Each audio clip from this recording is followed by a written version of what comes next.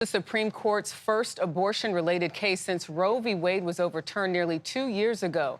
Yesterday, the justices heard oral arguments in the case that could determine nationwide access to mifepristone. The so-called abortion pill was used in nearly 2/3 of all abortions last year. Jan Crawford was at the hearing and has more from Washington. The issue of abortion is back before the Supreme Court.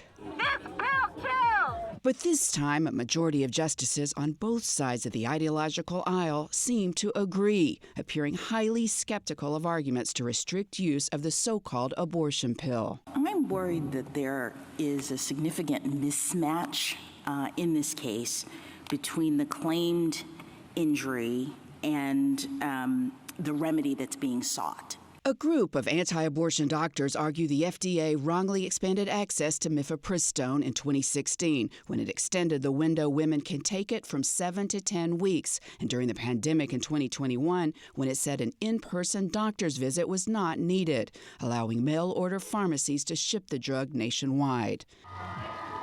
The plaintiffs say less regulation is dangerous to women's health. Women are now left to receive these drugs in the mail or in their dorm room without ever having been checked by a doctor for life-threatening conditions. But in court, most of the 90-minute argument focused not on the merits of the FDA's decisions, but whether the doctors, who say they may have to perform emergency abortions if complications arise, even have legal standing to sue. This case seems like a prime example of turning what could be a small lawsuit into a nationwide legislative assembly. The maker of mifepristone and the federal government argued the FDA has the authority by law to make decisions on drug safety. Second-guessing the scientific, data-driven judgments of an independent agency is an extreme position that could inject uncertainty across American life.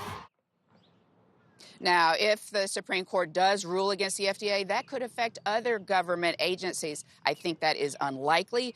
Based on the arguments, it looks like there's going to be a narrow procedural ruling that will preserve nationwide access for the abortion pill.